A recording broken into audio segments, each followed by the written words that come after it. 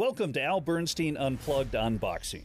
In a 40-year Hall of Fame career, Al has chronicled some of the greatest moments in boxing history. On this podcast, you get to hear him expand on those memories and talk about the current news in the sport of boxing. You also hear Al interview some of the biggest names in the sport. Here's Al Bernstein Unplugged.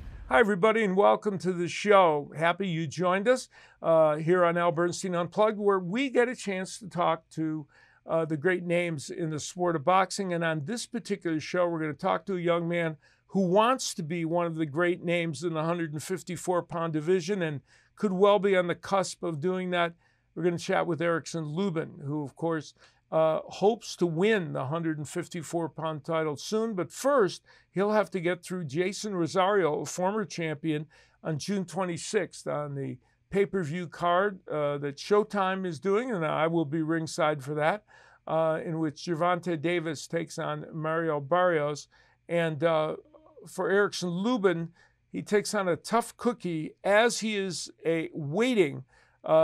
He hopes to fight the winner of Charlo and Bryan Castano, which is a fight that will be held in July, in which they will unify all of the 154-pound titles. So Lubin is hoping he can beat Rosario and then move on and win all of the titles by facing the winner of that match. And of course, if he did that against Charlo, a man who formerly beat him, gave Lubin the only loss of his career, he would love that eventual outcome. But a lot has to happen between now and then for him to make that statement. As always, helping me navigate the waters here on Al Bernstein Unplugged, and also helping in answering your questions that you send to me at Al Bernstein on Twitter, my good friend Trip Mitchell. Hey, Trip, how are you?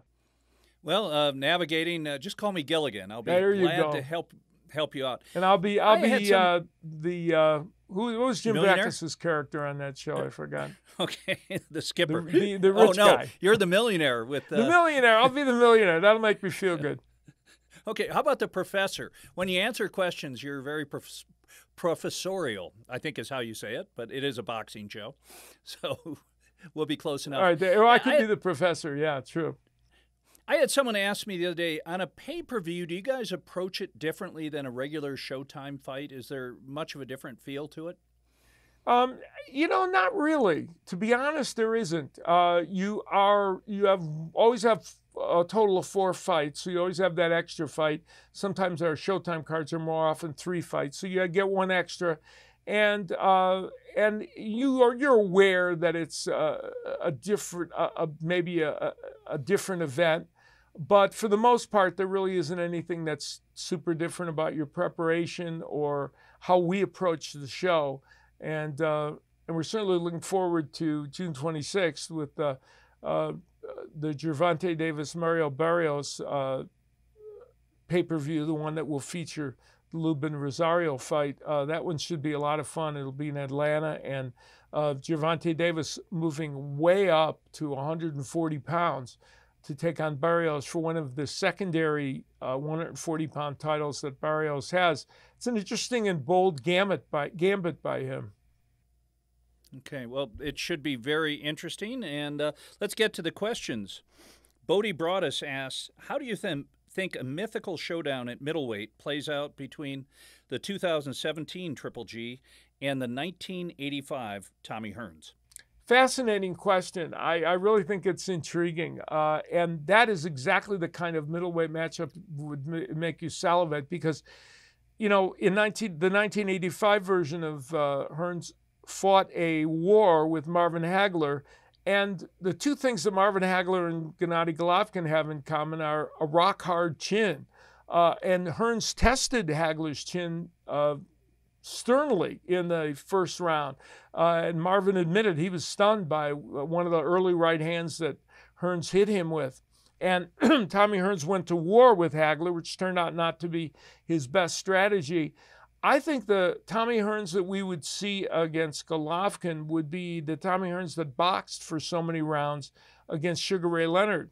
I think he'll want to use his jab and his height and reach and drop in some right hands and try and keep Golovkin at bay. Golovkin, as I mentioned is very hard to hurt. Hurting him has been near impossible, and he's faced some big punchers in the middleweight division. He too has an excellent jab.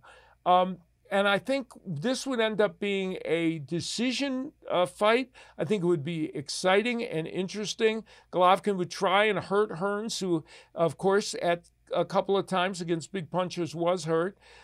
My own guess is that Tommy Hearns would probably eke out a decision win over Golovkin, or it might be more than eking out. I don't know, but I would pick him probably to win a decision. It would be a fascinating fight. I think it would be very exciting, and certainly Golovkin is in the conversation to win, but I think I'd lean toward Hearns in that match. And you've had a lot of chances to spend time with Tommy Hearns post-career. Is he doing well? Yes, you saw Tommy at the Marvin Hagler Memorial, and for the most part, Tommy's doing pretty well, hanging in there. Okay, fantastic. Our next question from Roger Bakes. What new or improved technical boxing skills may Wilder have worked on or developed in preparation for his third fight with Fury? Well, one of them apparently is not answering questions from the press, because he decided not to do that at the press conference for the fight with Fury. He made a statement and then let Malik Scott, his new trainer, who's replacing Mark Breland, do all the talking for him. They have an interesting challenge, because what can they do? How can they alter this man who's in his mid-30s and has had a full career already, even though he started boxing at a late age? I think the two main things are, when Deontay Wilder jabs effectively, he keeps himself on balance. And when he's on balance, he can land that big right hand, the one that twice knocked down Tyson Fury and got him within an inch of winning the first fight against Fury, which ended up being a draw. Fury just barely beat the count, the second knockdown. And so I think they're going to, and Malik Scott was known as a jabber when he was a heavyweight, and that was his major calling card. And then again, so was Mark Breland, who trained Wilder before that, a famous welterweight Olympic gold medalist and welterweight champion. But the question is, can they work on that jab and make sure that it works for Wilder and that it keeps him on balance to land a big right hand? That's what he's got to do in that fight. And so I think those are the two things I would concentrate most if I was them. Sounds good. We've got a great interview ahead. Yeah, we do indeed. Erickson Lubin, who is a fine 154-pound fighter, and will be taking on Jason Rosario in a big match on June 26th on the undercard of that Barrios Gervonta Davis Showtime pay-per-view. And it's been an interesting road for Lubin, losing to Jermell Charlo, being knocked out, but then putting a win streak together now to put himself in position to potentially get back and win a title at 154 pounds. Here's our chat with Erickson Lubin. Erickson, I appreciate you joining me, and looking forward, as all boxing fans are, to your fight with Jason Rosario coming up. It is the chief support to Gervonta Davis and Mario Barrios, but many people believe that it could be the fight that steals the show. You have taken on a significant challenge. You're in a position where you're number one contender, but yet you've taken on this tough challenge. What led you to fight Rosario at this point? Well, I don't back down from nobody.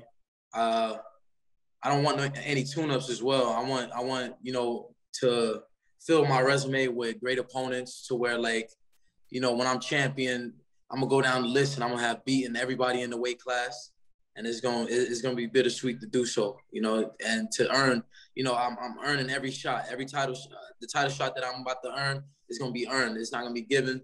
People won't look back and say, "Oh, I ain't fight nobody." Yeah, you've fought in general in your career a good group of fighters for sure.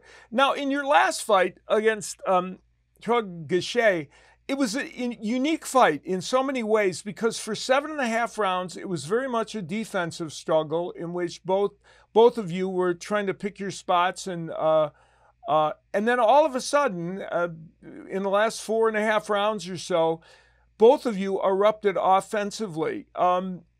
Was that kind of has that happened before in fights with you, where you see that both fighters are unable to get off as much as they'd like offensively for a while?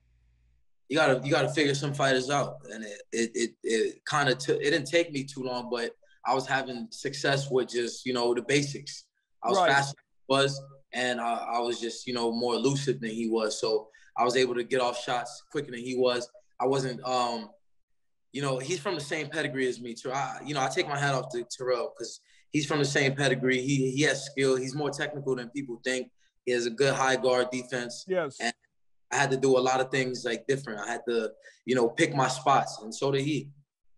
Yeah, that's a very good way to describe it, because actually both of you were technically were sound. It's just that neither man could get as much offense probably as they wanted, but it was an important win for you.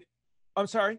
Yeah, to just take what you can get in that fight. Just take what you can get, and I was the better man for most of those rounds. Yeah, you won a lot of the early rounds. It just they were maybe a little closer than they might have been, but yeah, there's no question you had an edge. And then the last 5 rounds were very action packed.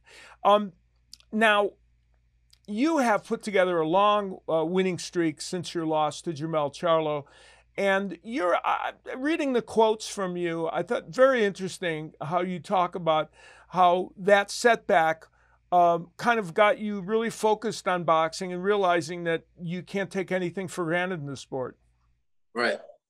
Well, I mean, coming out of the amateurs, I was highly touted, and then, they didn't put, just anyone in front of me, but I was getting rid of some guys fairly quick, and I was just, I was new in the game. I was young, new, and I just, I let some of it get to me, but after taking that loss, it was a big learning lesson for me.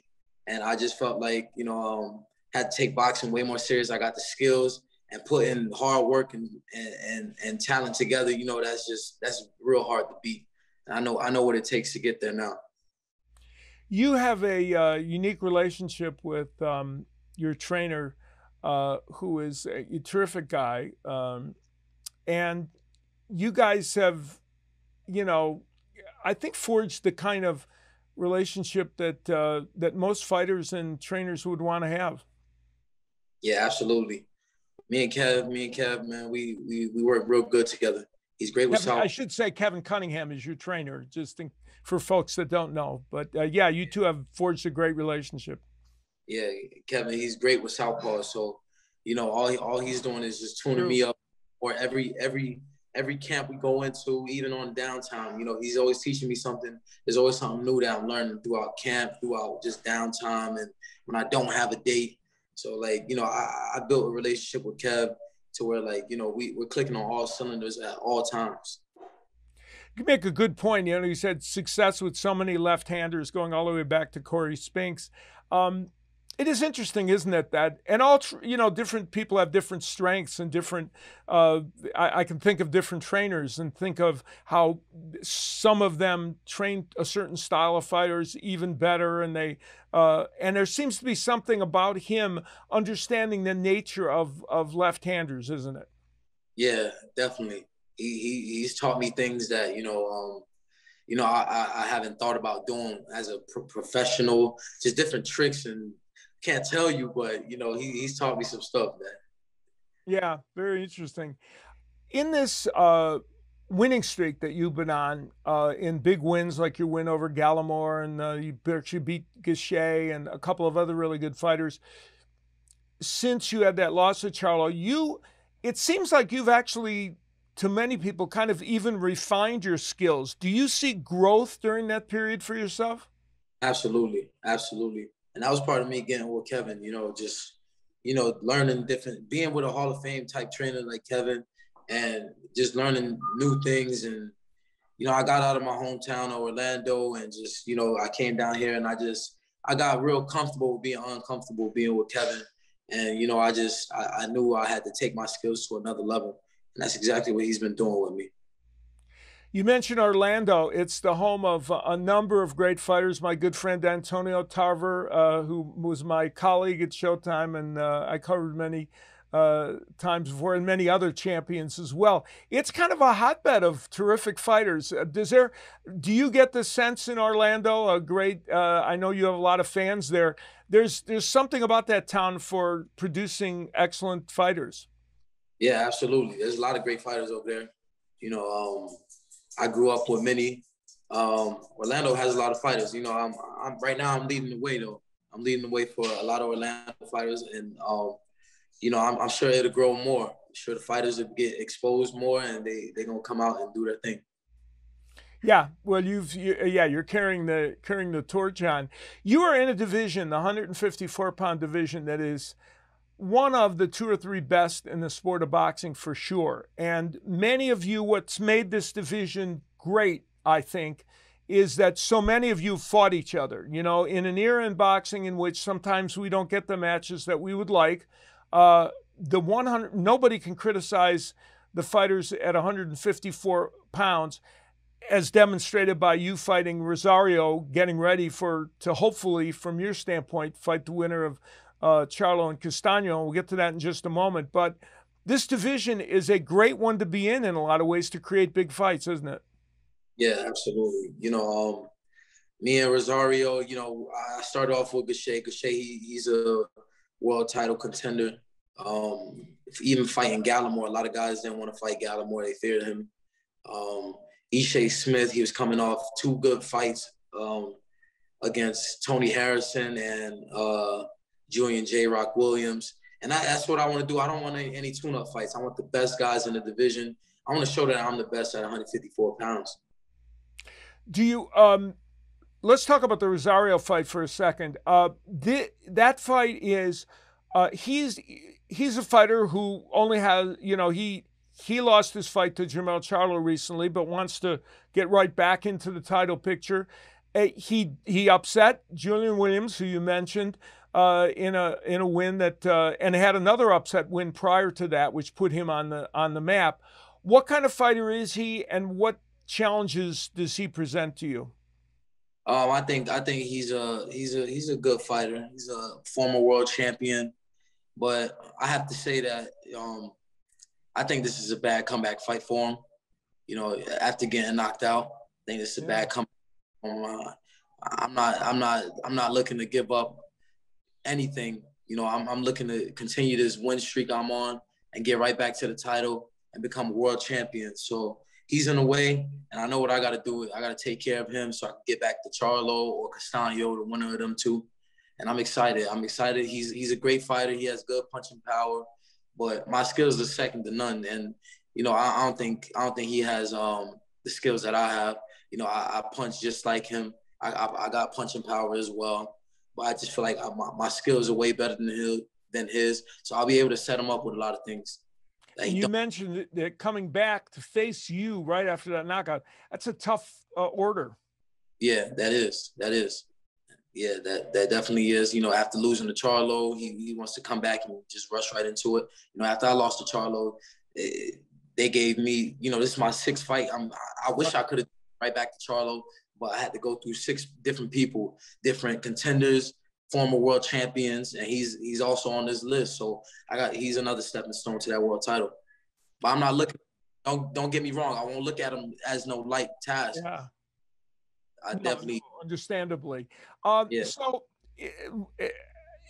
assuming you win this fight and you're put yourself in a position now, a month or so down the road, Jermell Charlo is going to take on Bryan Castano in another 154-pound fight that's very anticipated and should be a really exciting one.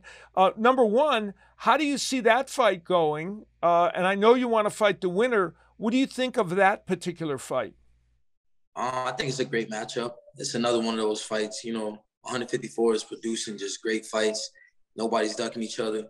And, I think Castano's a great fighter. He's just much smaller than Charlo. So we'll see if he's able to apply pressure and just stay on Charlo or have better boxing skills than him to where he's able to come out with the win. But I think Charlo's going to maybe pull out the win. Yeah, you lean to Charlo. Would you like to see Charlo win so that you could avenge that loss? Absolutely, absolutely. If I got to be honest, yeah, I want to see Charlo win. I want my rematch. Yeah, and you've talked about that. While that was a setback, it's one that you would like to alter. Yeah, for sure. It was almost 4 years ago. I was much younger, much more immature.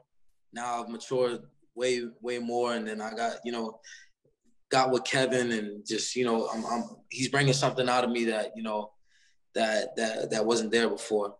That actually was there, but that the world hasn't seen.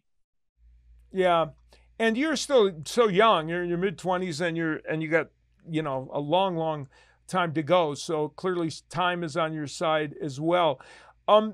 When you look at the landscape of boxing today, and the sport has been doing much better in the last several years. There's been a kind of I think a renewed interest in it.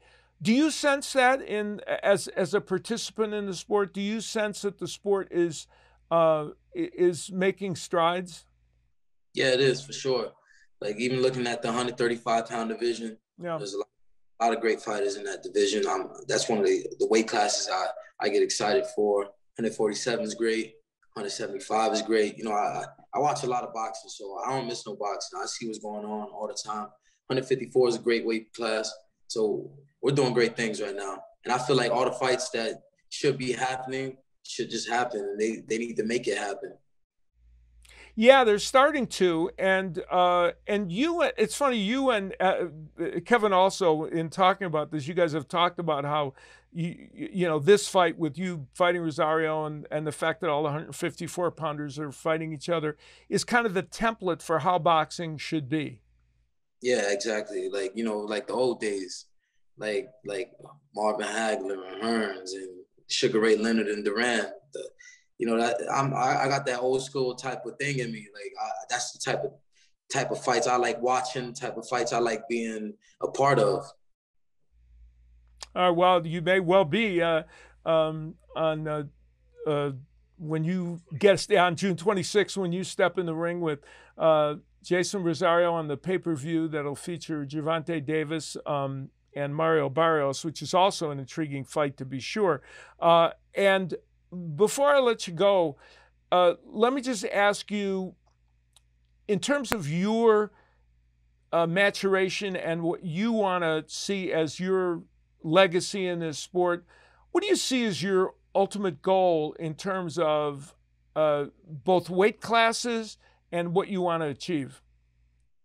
I'm looking to take over boxing. I'm a huge competitor, and I don't. I don't see nobody, wanting it as bad as I want it. I want it so bad. So I feel like, it's up to me to go ahead and capture a world title and defend it many times and become undisputed and go up weight classes and just fight the biggest fights possible and coming out victorious. I had a setback with Charlo, but those are the type of fights that I like. I like the type of fights where everyone's anticipating, and, and it's my job to go out there and just come out on top. So I feel like, in the near future, I'll be able to go ahead and get those fights. Like, a fight with Rosario is big. It's a big fight. There's no world title on the line, but it's a big fight that the fans want. But, after this one, we looking towards a world title shot, and there's no doubt in my mind that I'll be world champion in the near future. All right, well, I look forward to seeing you on June 26th, and thanks so much for taking time with me, Erickson. Thanks for having me. So Erickson Lubin showing us that he really wants to get back in the mix at 154 pounds in terms of winning a world title, and we'll see if he can do that, if he can beat Jason Rosario first, and then maybe get a chance at the winner of Jermell Charlo and Bryan Castano's unification match. We have some more questions, I believe, so what do you say, Mr. Tripp? Let's get down to business. Rob Ovitt asks, in their prime, who would you pick in a fight between Joe Frazier and Mike Tyson? Well, what more would you rather fight would you rather see than that one? I mean, I think that's, that's the ultimate time travel fight to me. And, you know, I know a lot of people feel like Mike Tyson, who is a slightly bigger heavyweight than Joe Frazier, and of course is a good puncher, most people tend to give him the edge in the fight, I think probably. You know, I think that might be true, but I'll tell you what, here's the thing about Joe Frazier. If he gets through those first 3 or 4 rounds with Mike Tyson and doesn't succumb, and the power doesn't do anything to him, I'm going to tell you something, man. He's going to be hell on wheels for Tyson the rest of the way.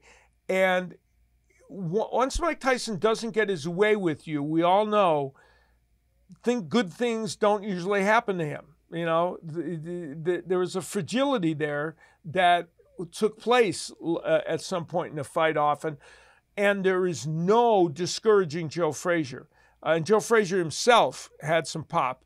So I think that fight, if it carries past 5 or 6 rounds, I favor Joe Frazier in it.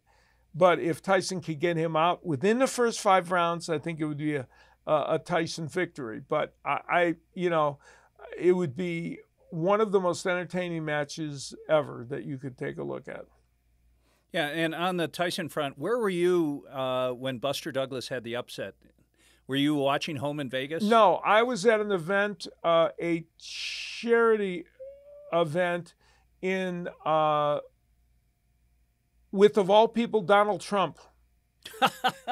True story. It was at one of the Trump Plaza or Trump Castle. It was a Italian-American event also, which is intriguing. How I ended up there, I have no idea. My wife's Italian, so I guess that's what it was. And it was a charity event. Johnny Russo, who's a singer who had a role in The Godfather, did a concert, and we were all there helping make an appearance for charity. And I watched the fight up in a room with a bunch of these celebrities like Paul Sorvino and a bunch of other actors, and Donald Trump and his guys, and they were set to do the Michael Spinks Mike Tyson fight next. No, it was Evander Holyfield Mike Tyson fight. Wow. That's what it was. And here's Buster Douglas upsetting the apple cart.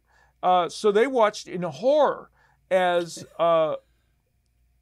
Douglas beat Mike Tyson. At one point, one of his minions said to me, "Wow, we're really nervous." He said to me, "You don't think Douglas can win this fight?" I said, "Yeah, it looks like it.